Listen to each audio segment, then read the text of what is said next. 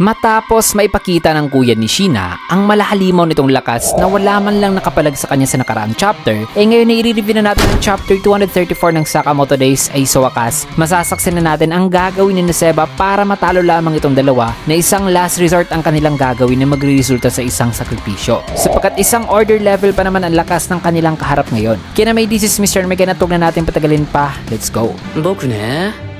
今バイト中なんだ.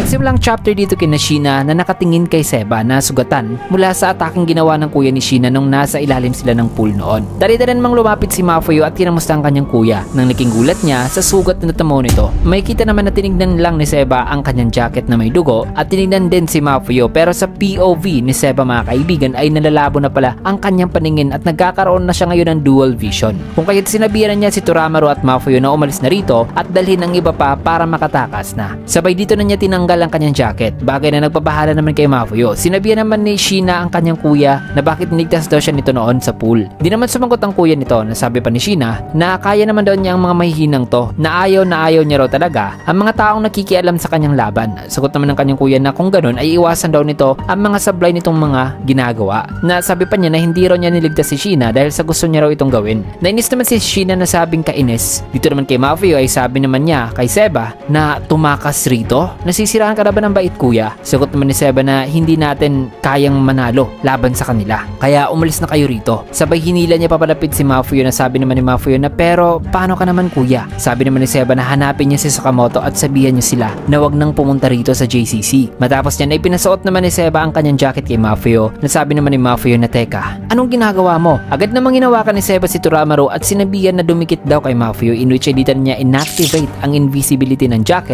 at na-invisible na sina Mafuyo at Toramaru. Nagulat naman sina Sheena habang si Seba ay hinagis na sina Mafuyo at Toramaru. Nagawa naman nilang makalabas sa may window at nagulat dito ang isang lalaki sa labas na bigla na lang daw na nabasag ang window na yun. Matapos yan ay dito naman sa loob mag-isa nang hinarap ni Seba ang magkapatid. Nasabi naman ni Sheena na kaya mo kaming dalawa na mag-isa lang? Sagot naman ni Seba na siguro, kaya tugon naman ni Sheena na bakit ba pakialamero raw talaga ang mga kuya na nakakainis daw? Hindi naman nakapagsalita ang kuya ni Sheena. Nasabi naman ni Seba habang naghahanda na ng isang nitrogen bomb na anyayabang daw ng mga to na nakakainis daw. Sabay hinagis niya ang nitrogen bomb na di naman tumama sa dalawa. Nang napansin naman nitong dalawa na papaalis na pala o tumatakbo na ngayon papalayo sa kanila si Seba. Kung kaya't agad nilang ginabol si Seba at may kita naman ito na nakatingin sa kanila. Nasa isipan naman ng kuya ni Sheena na sabi niya rito na anong klaseng laro na naman daw ang ginagawa nito. Tumalo naman si Seba sa may lower floor na sinundan naman ni Sheena na sabing dyan ka lang muna. Nang nakababa na si Sheena ay huminto naman si Seba at tinignan siya, kaya itinutok na ni Sheena ang kanyang Gatling gun at pinaulan na ng bala si Seba na sabing sapul ka. Subalit ang bala ay tila ba'y huminto at di umabot dito kay Seba na sabing di mo ako matatamaan dito. Nagulat naman si Sheena ng maya-maya pa biglang may electrical charges ang nagsipaglabasan ngayon at nagbago ang kanilang paligid na nasa isang room pala sila. Nasa isipan naman ni Seba ay sabi niya na kainis itong transparent daw na ICU room ay poprotekta raw sana kay Sakamoto. Hindi niya raw inakalang magagamit niya ito ngayon sa ganitong paraan pa. Pero bago muna yan ay kung naghahanap kayo ng isang platform o app na kung saan ay pwede kayong manood ng anime mga kaibigan at hindi lang anime pati na TV shows at movies, ang lahat ng yan ay available dito sa Ucine. Kaya kung interesado ka ay napakadali lang nitong i-download. I-click nyo lang ang link dyan sa pinned comment at pindutin nyo lang itong Ucine na nasa gitna at once na pindot nyo na ay pwede nyo nang ma-download ang app. Ganyan lang kasimple. Now let's get back to the video. Kaya dito na na-realize ng kuya ni Sheena na pinasunod daw pala sila kanina ni Seba para ma-corner sila at makulong dito sa isang transparent room. Agad namang nagpaulan ng bala si Sheena na sabing nagbibiro ka ba? Palabasin mo ako rito. Sagot naman ni Seba na hindi maaari. Ang mga pader na to ay gawa raw mula sa isang special na alloy. Kaya imposible rong mawasak ang ganitong pader gamit lamang ang lakas ng isang tao. Sabay may pinindot si Seba na sabing kaya kung maaari tumahimik ka na lang dyan at manatili ka muna dyan sa loob. Matapos yan ay bumalik na sa pagiging transparent itong room. Nainis naman si Sheena na sabing kainis. Pinapangako niya raw na dudurugin niya raw talaga si Seba. Maya-maya pa ay gumamit naman si Seba ng camera na may thermogram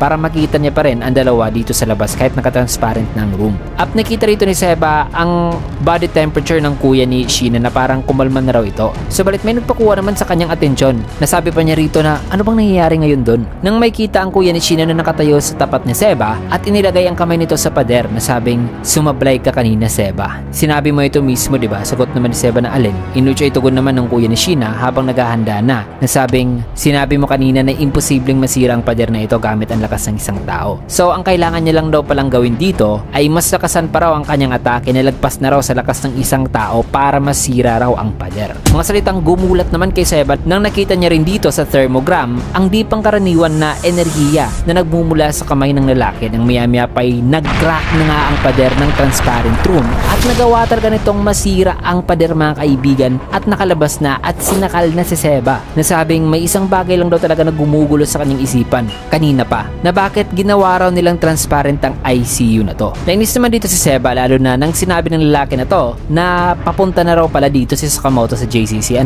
Maya-maya pa ay may kita na nga ang sasakyan ni Sakamoto na patungo na nga sa JCC habang si Sakamoto ay nasa loob at nasa malubhang kalagayan pa rin at di pa rin gising mga kaibigan. Man, grabe. Bistado na ang plano ni Seba at tinalo na ito ngayon ng kuya ni Sheena na ang gagawin na lang ni Sheena ay ang maghintay na lang dito at i-ambush si Sakamoto na wala na ba talagang magagawa si Seba rito para mapanatiling ligtas ang pagdating ni Sakamoto kasi order level pa naman ang lakas nitong lalaki na to kaya dapat ay tapusin nila kagad ang laban na ito dito ngayon din. Well, ang isang matinding bakbakan at pag-a-unfold sa mga kaganapan dito sa JCC ay masasaksiyan nyo lang sa susunod na chapter kasi dito man natin tatapusin yung video sa last panel na ito. Kaya naman kung nagustuhan nyo yung video, can get a like, comment, follow, subscribe na rin for more videos like this. Maraming salamat and see you guys again on my next video.